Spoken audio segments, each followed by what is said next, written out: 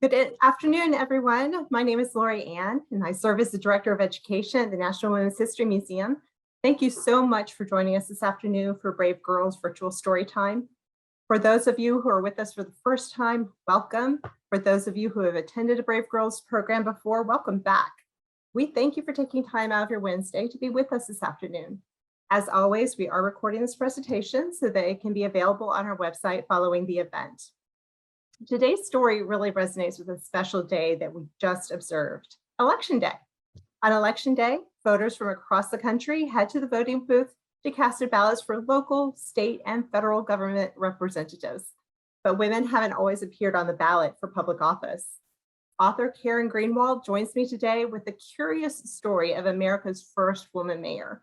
And you can't guess how she came to be on the ballot. Karen will be reading her new book, A Vote for Susanna, America's first mayor, with the big reveal. As usual, she'll be answering your questions after the story.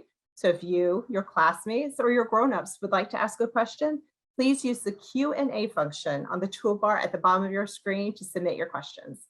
You may ask your questions at any time during the presentation, and we will get to as many as time allows after our program today. And now I'm very pleased to introduce our author.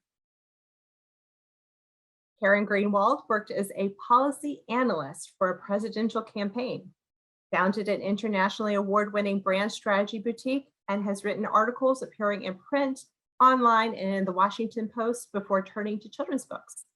Her debut picture book, A Vote for Susanna, the first woman mayor, was released in October. It has ranked on Amazon's government kidlit hot new releases list since appearing for pre-order in February. Brave girls and boys, please join me in welcoming Karen Greenwald to our story time. Hi, thank you so much, Lori, and thank you to the museum for this awesome program. I am thrilled to be here.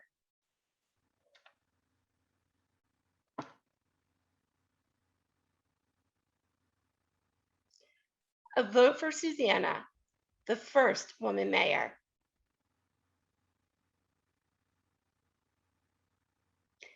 March 2nd, 1934, Norman, Oklahoma.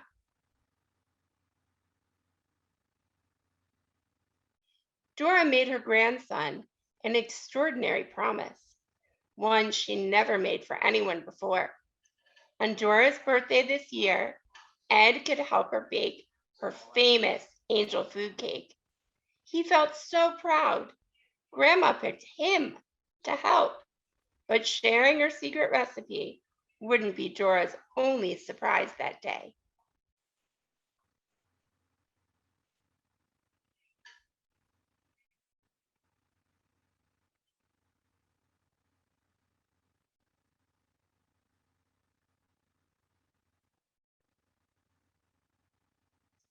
That morning, Dora called out ingredients: eggs, sugar, salt, flour. Ed fidgeted with his apron. "Is something wrong, darling?" Grandma asked. He whispered so softly she had to bend her head to hear. "I want to help, but my friends say only girls bake."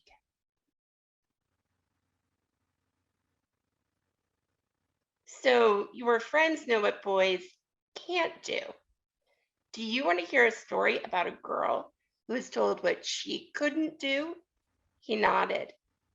In 1887, a young woman named Susanna lived in the tiny city of Argonia, Kansas. "Grandma, that's a long time ago," she chuckled. 47 years ago.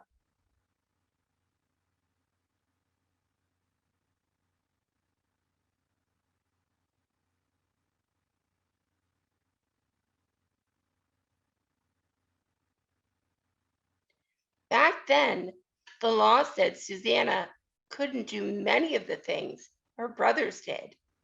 Women in the United States couldn't vote. They couldn't write laws, but they had to follow them. Men voted. Men wrote laws. Men had all the rights.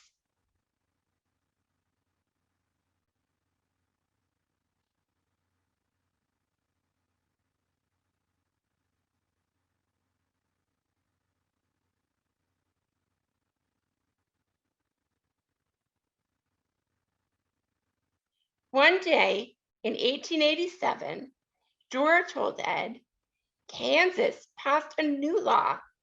It gave women residents a teeny taste of the rights men always enjoyed. Women could now vote and run for office in their own cities, in their own city elections. No state had ever allowed this before.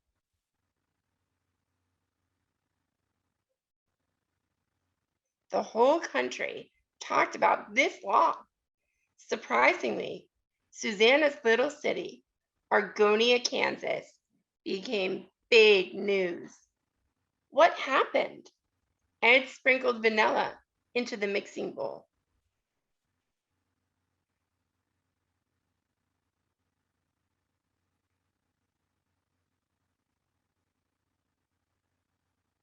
It all started 2 nights before Argonia's election, when Susanna met with a group of women to talk about candidates.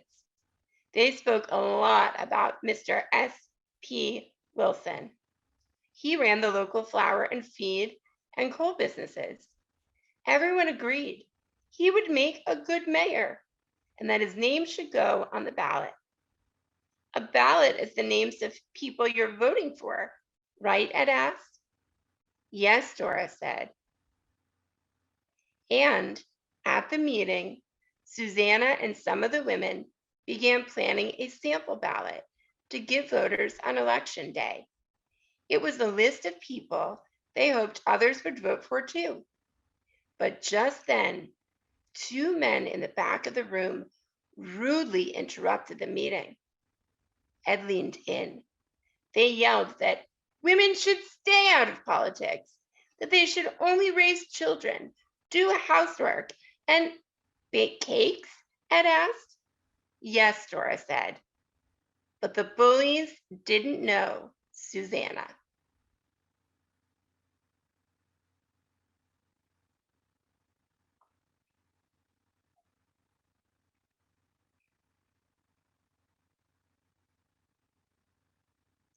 Most women at that time couldn't go to college. They didn't learn governing skills. However, Susanna had done both, and she wanted women's voices heard.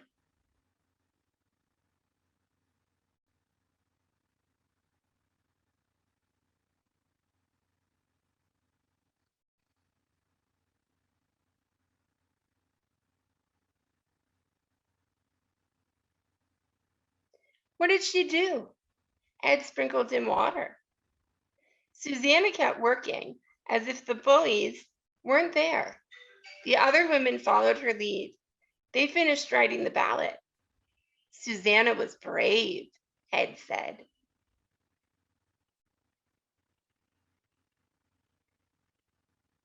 But Susanna's story wasn't done. The cake wasn't either. 20 men from town met in secret and came up with a prank.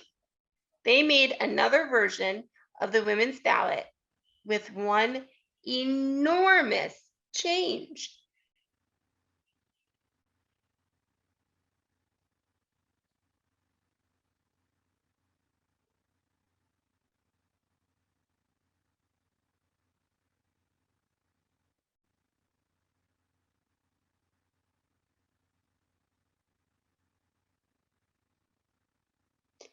They listed Susanna as a candidate for mayor. Ed's eyes widened. I thought those men didn't want women voting. They didn't, Dora said. It was a joke. The bullies believed Susanna could never win. They worried that women would take away their pool halls and their saloons. But once Susanna lost, it would prove nobody wanted women messing in politics. No woman would ever try again. That's mean, Ed huffed.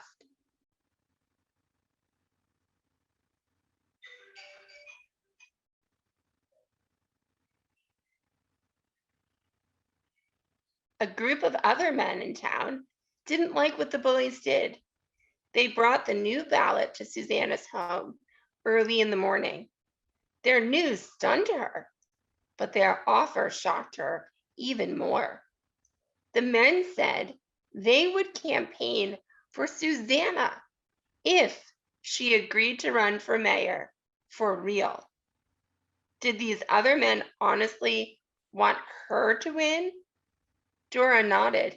Yes, if Susanna won, it would teach the bullies that a prank couldn't control Argonia's future. But if she lost, the bullies would win. Grandma, Ed said, why did Susanna take the risk? People had wondered that since 1887. Dora knew the answer. Susanna felt women had a duty to help shape their city's futures.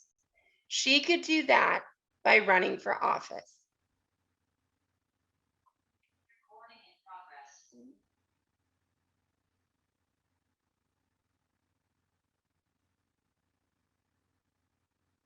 From 8 a.m. to 6 p.m. on election day, Main Street was as busy as a train station as the people of Argonia campaigned.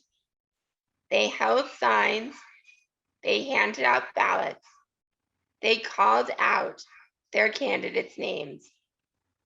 Vote for Wilson, vote for Susanna, vote for Susanna. And for the first time in Kansas history, men and women were ready to cast their votes.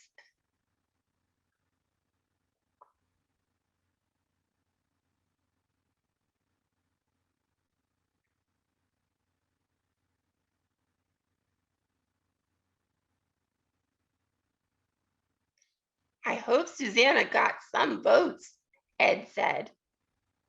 How about 2/3 of them? Dora's eyes twinkled. Susanna won in a landslide, and Argonians made history. They elected the world's first woman mayor. When Mayor Susanna served her term, she proved what the bullies feared most. Women could lead a city and raise families, run households, and bake cakes, all at the same time.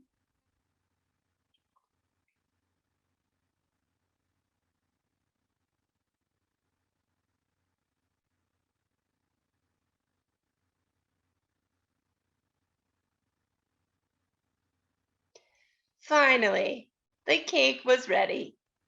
Ed and his parents gathered around Dora. They sang "Happy Birthday." One candle flickered on the cake. 74 couldn't fit. Dora made a wish. Grandma, Ed said, did Susanna like being mayor? Dora saved the moment. I felt proud.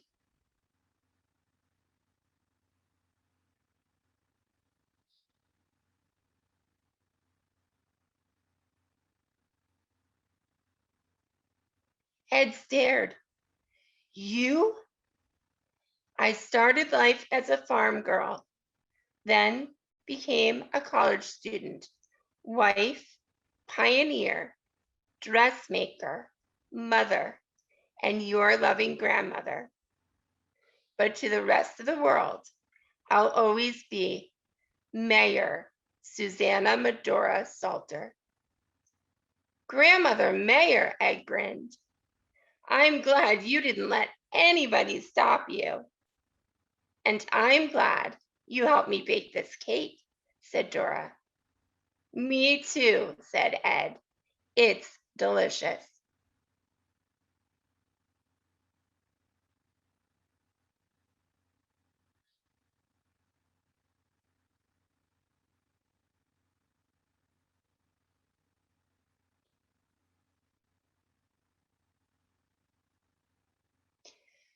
Sorry. Sorry, Karen, I didn't mean to cut you off right then. That's okay.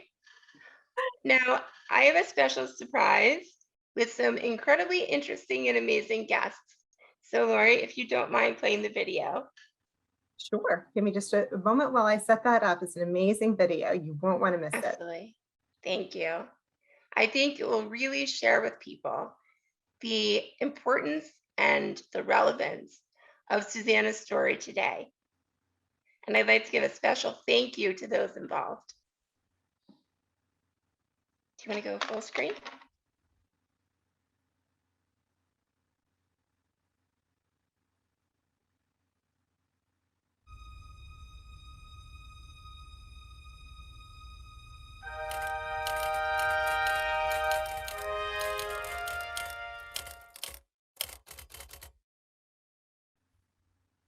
Hi everyone, my name is Treva Hodges, and today I want to share with you one of my new favorite books.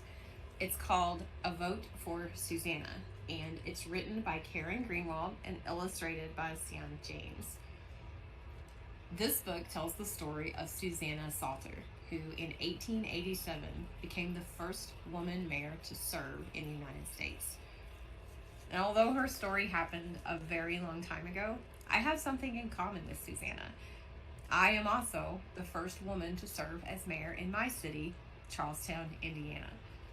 Also, like Susanna, I had to get over a few obstacles to get here.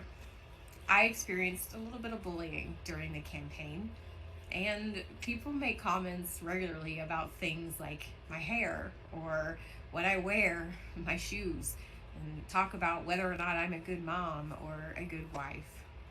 Things that have nothing to do with me being a good mayor. But also, like Susanna, I keep persisting in what I do because I'm here to make sure that the people in Charlestown have their voices heard, that our city grows, that our services work, and that everyone has a great quality of life while that happens. And nothing about my hair or what I wear have anything to do with those jobs.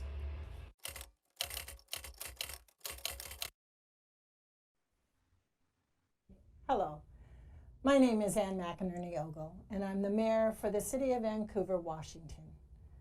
Thank you so very much for inviting me to share just a little bit about what it means to be a woman mayor. I was elected mayor in 2017, and when that happened, I became the first woman to be elected mayor of Vancouver. Think about that.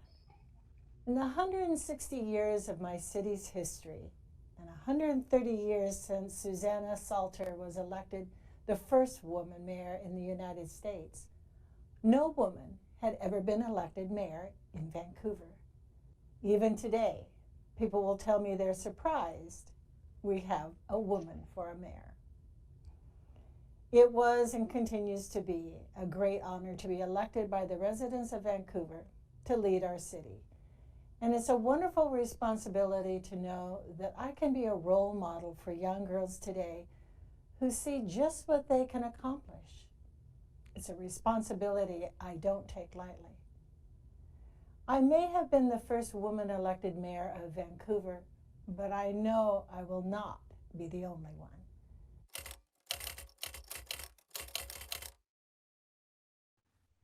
Hi, I'm Melina Carnicelli, and I live in central New York.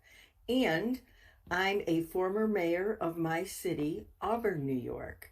I'm singing the praises today of Karen Greenwald's book, A Vote for Susanna, the first woman mayor, because like Susanna, I was the first woman to ever be mayor of my city here in Auburn. There are challenges being a woman and being the first woman. In fact, when I was campaigning, there was a gentleman whom I asked for his vote. He said no, and that I should go home and cook for my family. I did go on to win my race, and that was just about 22 years ago. And to this day, unfortunately, I'm not only the first woman to be mayor, I'm still the only woman to have been mayor of my city. And it's my hope and expectation that those girls and women who read Karen's book, A Vote for Susanna, will consider being inspired and run for elected office themselves. So be inspired by Susanna's story. Shoot for the stars. And don't let bullying ever keep you from reaching your goals.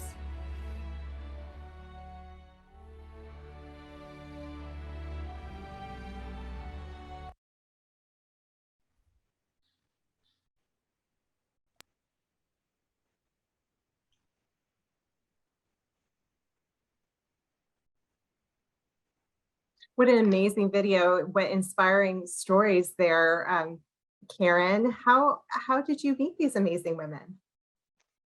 Well, I felt that there was a lot of connection between Susanna's experience and women today. Unfortunately, I was all too correct. And so I started looking into how many women have been elected mayor in the US, how many are currently serving, and I started reaching out across the country. I wanted to get a sampling from different regions. Um, and particularly, these women really stood out to me. Wonderful. So we are welcoming questions now from our audience. And I have a few that were sent in. Sometimes I have school teachers who send in their questions prior to the event. So I have a few that I received from via email, and one of them is very simple. How did you first learn about Susanna's remarkable story? That's a great question. Um, I think it happened when I was doing research on another story idea. I sort of fell down one of those rabbit holes, and everything interests me. It's a blessing and a curse as I'm looking up different ideas and researching different stories to see what its potential. I think that I saw a line about this, and the minute I saw it, I had to know more. My background is largely in government service and politics, and so it just really fit. Perfect. And a lot of our students who are tuning in today, I should say some of them, are participating in National History Day. So could you talk about some of the resources you use to learn more about Susanna? Sure. For the first year and a half of my research, because I will tell you it took 2.5 years, I did everything possible through different libraries. I actually started out by researching virtually, of course, with the Kansas State University Library and their amazing team. And I spent a full weekend, and they were very generous. And the following weekend, I called back only to find out the library had burned to the ground. So that was, yeah, thank goodness everyone was okay. But that definitely was a shock. And it's actually the school that Susanna went to, well, what became the school. Um, so that was one of the resources, of wonderful, amazing librarians all over the country. I researched everything from Susanna's childhood to information about her parents. And so every place they had lived, I went to virtually. Um, and after a year and a half, a wonderful set of things happened. One, I was introduced to Valerie Wade and Carol Pierce, who I know are watching right now. Hello, ladies. And they run the Salter Museum, which is in Susanna Salter's home, and which is in the book. It's a beautiful drawing by Sean James about the home, rather. And I should also mention Susanna's father actually built that house for me, every brick himself. So, I was introduced to them, and they were very helpful.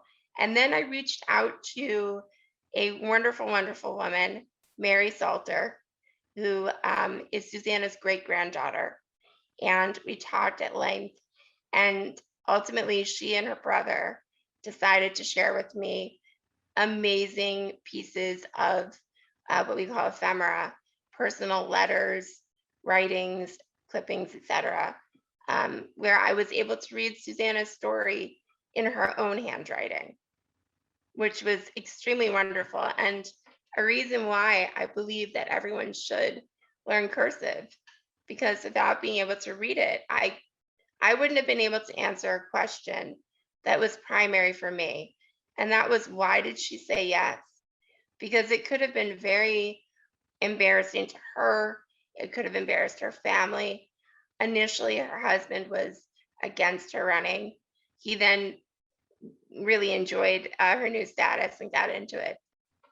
But that was a major issue for me. I'll also say there was a wonderful interview in 1954 by Susanna's granddaughter's then husband. But everything that has ever been written afterwards that you can find on the internet, blogs, articles, etc., they just repurposed that article with their own branding. So I really wanted to find beyond that. And also firsthand newspapers. I think I've read probably more copies of Argonia's newspaper from 1887 and 1888 than the residents did. And it sounds like you make great use of what we call primary sources for your Absolutely. research. Those Absolutely. letters from Susanna and the newspaper articles. Yeah, they're wonderful. They are. Laura has a question, and she says, have they named the school where she went for her?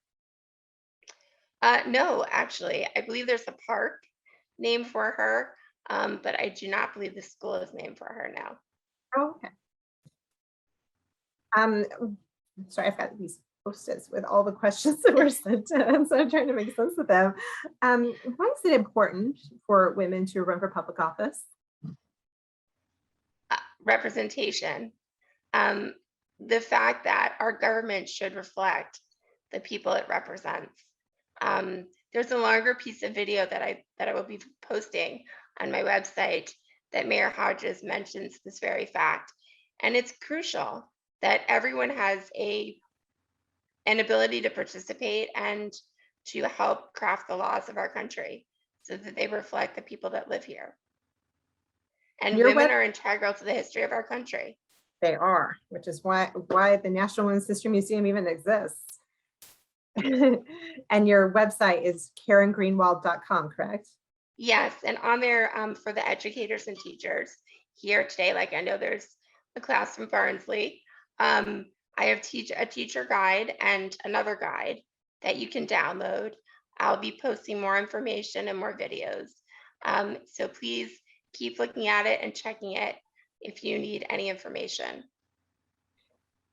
And Karen, you've had a long career as a writer, but only recently you began writing children's books. So what drew you to this genre? The truth is, I've always wanted to write a children's book. I really did decide in about fourth grade that I would do it someday.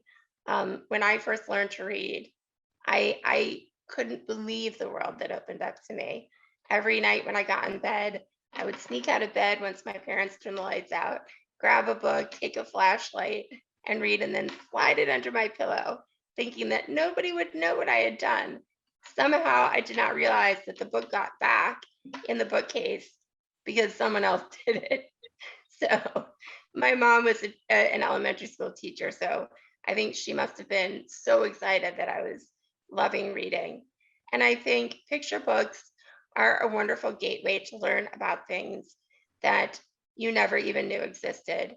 I was passionate about them as a child. I still have those that were mine as a child.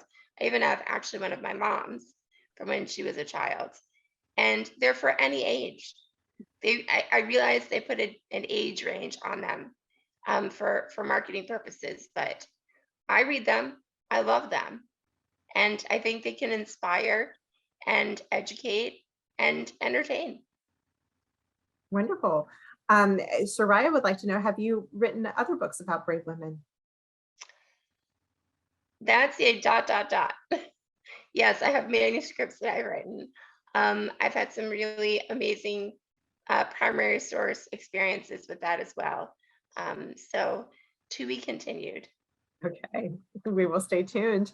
And she would also like to know, why have men had more rights through history than women? Can you maybe just lend your own perspective?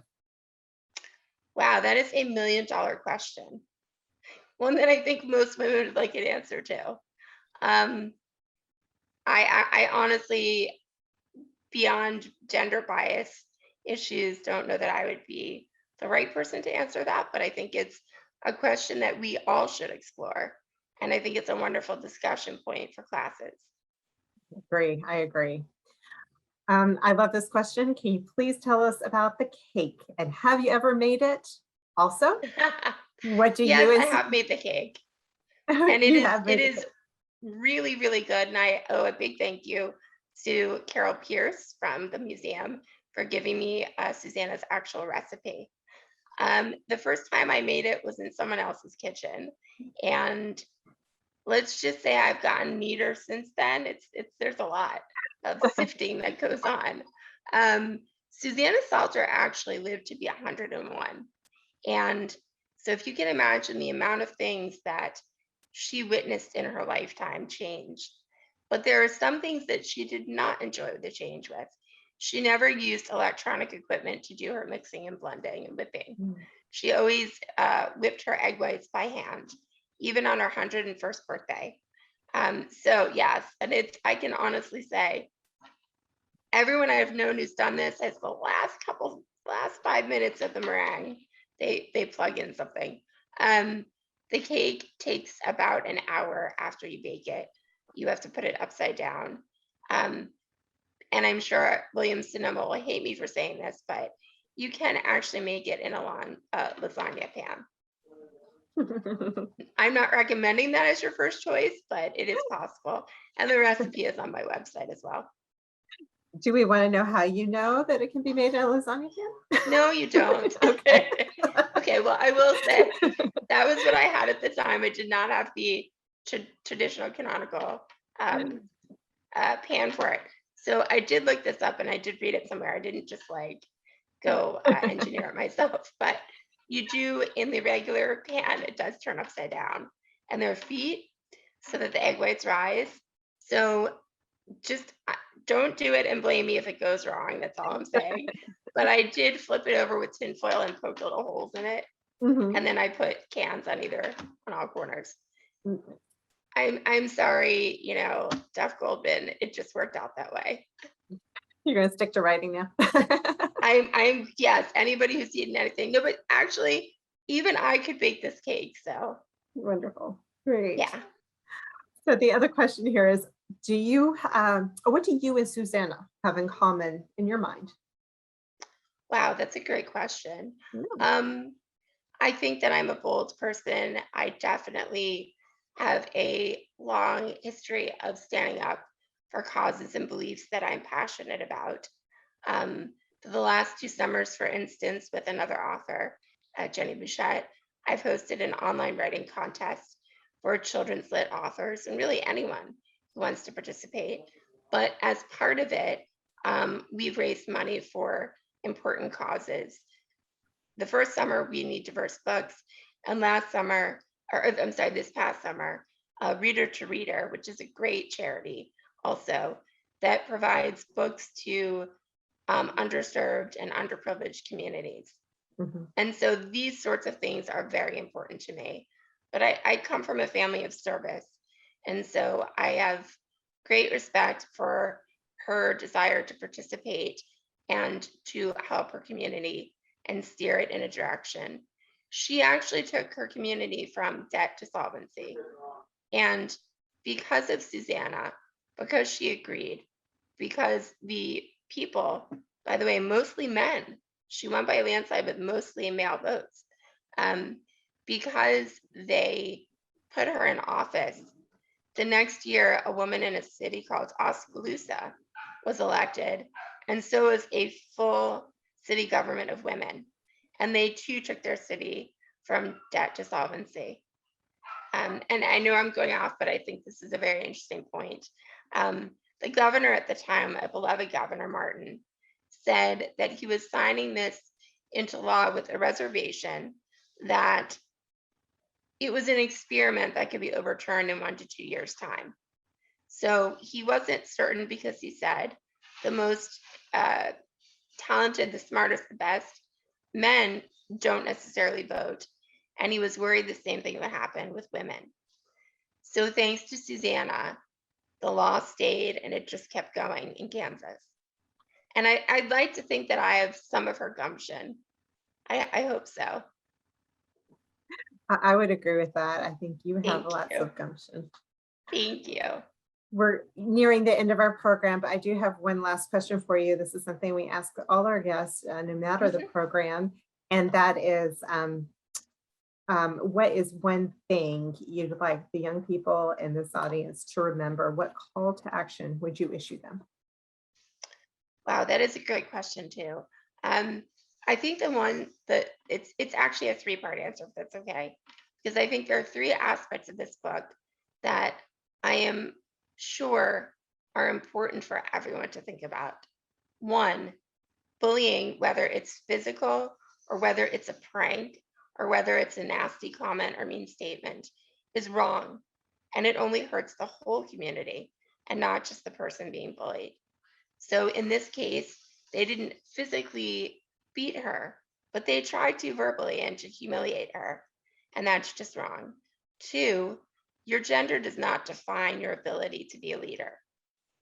It does not. She was an excellent mayor. The woman in Oskaloosa, the mayor, was an excellent mayor. We have Mayor Hodges, Mayor Carnicelli, Mayor McInerney Ogle was just reelected with a 68% margin, and so many other women that prove that women can do anything. And it should not be defined by no matter what your gender is, what it is. And three, it's a great and important story about a community that set aside party and politics and tried to find a way to community unity. They didn't want bullies running their community. And that was the most important thing for the future of Argonia. And so to me, the book is also a love letter to those brave Argonians who did the right thing. And I think those are things that should be remembered. There's one final point, if I may make it. On my website, there is a campaign that I've started because I want everyone to experience what it's like to be involved in a campaign and what that process feels like, but something that I think everyone could agree on, which is important in these days. And that is that Susanna Salter has been brushed aside by history. And yet people all over the world knew about her. She received letters every single day from every country you can imagine. She was written in South Africa's newspaper. She was written in, every other country. She received a letter from a baroness in Italy. And everyone was interested, but actually most people wrote her to celebrate her victory, to confirm, to celebrate, and to get an autograph. And so this amazing woman who received $1 for her efforts as mayor.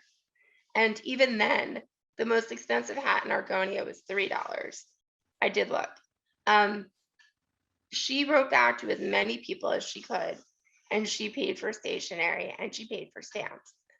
So I would love it if all the classrooms, especially out there, would join me in writing letters to the USPS to ask them to please commission a Susanna Salter stamp so that her victory and Argonia's will be remembered, not just in a blog or not even in my book, but by everyone.